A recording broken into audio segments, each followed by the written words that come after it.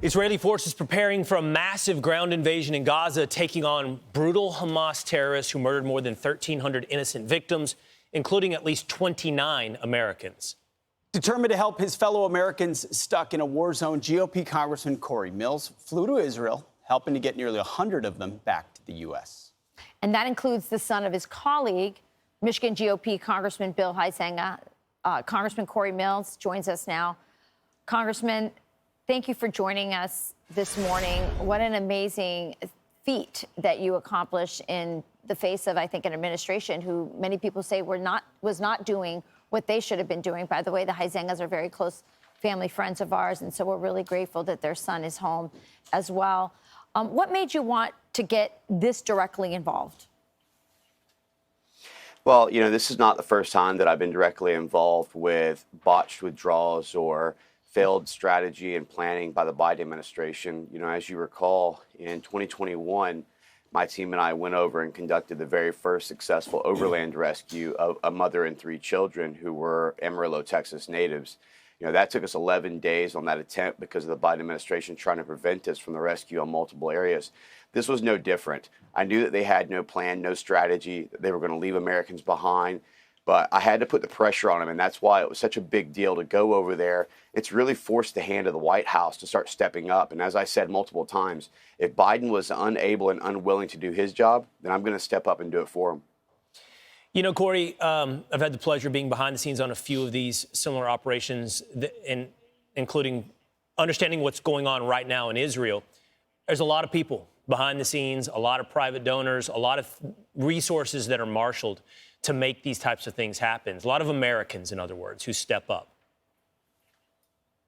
Well, you're exactly right. I mean, the whole point is because we have no trust, no belief that the Biden administration is going to do anything which is right.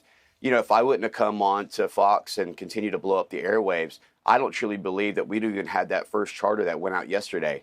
It would have been more of, well, we're planning, well, we're doing this. I mean, think about it. They had military cargo aircraft that was flying in, that was dropping off some supplies. Why weren't those aircraft going back with full loads instead of coming back dry? That's right. Why wasn't Americans being alerted to that? Why were we doing electronic forms instead of actually putting people on the ground? That first operation that I did in Israel, I wasn't even fully worked up because I had 2 guys that were still flying in. The vehicle that was supposed to meet me across the land bridge didn't show up. So that first time, you just make things happen. And I actually got a taxi cab and drove a taxi cab all the way to the actual first pickup consolidation point so that I could actually have an hour to try and get coordination of our actual vehicles and get someone on the ground to get to me. You adapt and overcome. You get on the ground and you make things happen because American lives are at stake.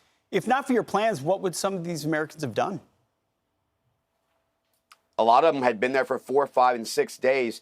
And to be honest with you, if you were to listen to some of their stories, and I hope that, and I'm happy to get you in contact, you can listen to their stories.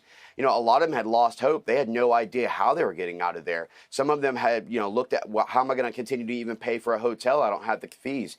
Most of them had, flights that had been canceled over and over and over again. Some couldn't make it. I mean, I was everywhere from, Nazareth to Tiberias to Haifa to Tel Aviv to Jerusalem, going through the West Bank area on my second day that we got 45 out. The point is that I realized, and Pete, you know this from the military, and you just got to get on the ground and make it happen. But the bottom line is that as an elected official, yes, we swore an oath to defend our Constitution at all enemies, foreign and domestic. But we also swore as an oath that we would look at the freedoms and safety of American citizens, something that we're there to protect. Yeah. Well, we appreciate you, Congressman. Appreciate what you did and sharing your story with us today, and wish you the best luck and continue to do this and prioritizing Americans in this horrible tragedy. Thank you. Well, I'm not done yet, and I promise you that. Thanks so much for having me. That's great to hear. Thank you, sir.